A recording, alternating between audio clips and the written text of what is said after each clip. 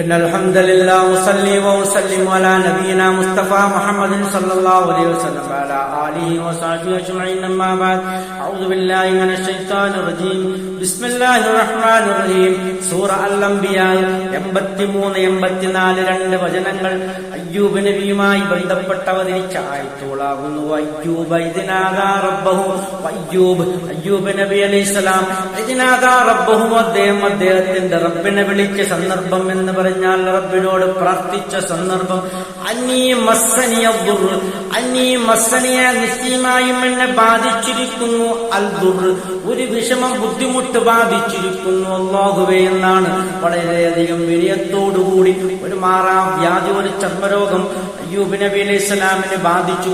അത് ബാധിച്ചതോടുകൂടി ബന്ധുജനങ്ങളെല്ലാം അദ്ദേഹത്തിന് വിട്ടുപിരിഞ്ഞു പോകുകയാണ് ഉണ്ടായത്. ഒരുപാട് കാലം അദ്ദേഹം അതുകൊണ്ട് വിഷമിക്കുകയും കഷ്ടപ്പെടുകയും ചെയ്തു. എന്നിട്ടും അതൊക്കെ ഉള്ളിൽ ഒതുക്കി വെച്ചുകൊണ്ട് വളരെ വിനയത്തോടുകൂടി അയ്യൂബ് നബി അലൈഹിസ്സലാം പറയുകയാണ്, അല്ലാഹുവിനോട് എനിക്കൊരു കഷ്ടപ്പാട് ബാധിച്ചിരിക്കുന്നു. നീയാണെങ്കിലോ അർഹമുർ റഹീമീൻ, കരുണ ചൊരിയുന്നവനിൽ അങ്ങേയറ്റം കരുണ്യവാനായ കരുണ ചൊരിയുന്നവനല്ലേ എന്ന് അല്ലാഹുവിനെ പുകഴ്ത്തുകയാണ് ചെയ്യുന്നത്. ഈ ക്ഷമയാണ് ലോക മുസ്ലിമീങ്ങൾക്ക് മാതൃക. അയ്യൂബ് നബി അലൈഹിസ്സലാമിന്റെ ക്ഷമ ആ ലോക മുസ്ലിമീങ്ങൾക്ക് മാതൃകയായിട്ടാണ് അല്ലാഹുവിന്റെ ഖുർആൻ വിശുദ്ധ വചനം നമ്മെ പഠിപ്പിക്കുന്നത്.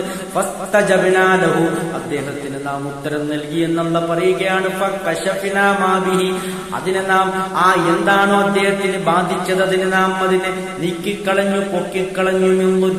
ബുദ്ധിമുട്ടിൽ നിന്നും അദ്ദേഹത്തിന് നാം നൽകി അഖിലഹു, കുടുംബത്തെ നൽകി. വമിസ്ലഹും, അത് പോലോത്ത് അവരെ പോലോത്തതും നൽകി. മഅഹും, അവരുടെ കൂടെ റഹ്മത്തൻ മിൻ ഇൻദിനാ, നമ്മുടെ അടുത്തുനിന്നുള്ള കാരുണ്യമായിട്ട്. കാരണം ഒരുപാട് ബന്ധുജനങ്ങളൊക്കെ അദ്ദേഹത്തിന് വിട്ടുപിരിഞ്ഞു പോയിരുന്നു. ആ മനപ്രയാസത്തിൽ മാറാൻ വേണ്ടി അദ്ദേഹത്തിന്റെ കുടുംബത്തെ അദ്ദേഹത്തിന് തിരിച്ചു കൊടുത്തു. പക്ഷേ ഒരിക്കലും എല്ലാ കാലത്തും അദ്ദേഹത്തിന്റെ ഭാര്യ അയാളുടെ ആ അയ്യൂബ് നബി അലൈഹിസ്സലാമിന്റെ കൂടെ തന്നെ ഉണ്ടായിരുന്നു. അവർ വിട്ടുപിരിഞ്ഞു പോയിരുന്നില്ല. ആരാധന ചെയ്യുന്നവർക്ക് ഒരു ഉത്ബോധനമായിട്ടാണ് ഇതൊക്കെ അവതരിപ്പിക്കുന്നതെന്നാണ് അല്ലാഹു പറയുന്നത്.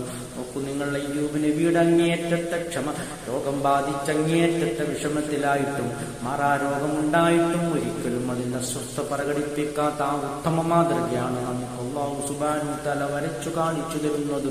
ഇത്രയുമാണതുമായി ബന്ധപ്പെട്ട് പറയാനുള്ളത്. സത്യമായി മനസ്സിലാക്കുന്ന സത്യങ്ങളിൽ നിന്ന് അനുഗ്രഹിക്കുമാറാകട്ടെ. അൽഹംദുലില്ലാഹി റബ്ബിൽ ആലമീൻ.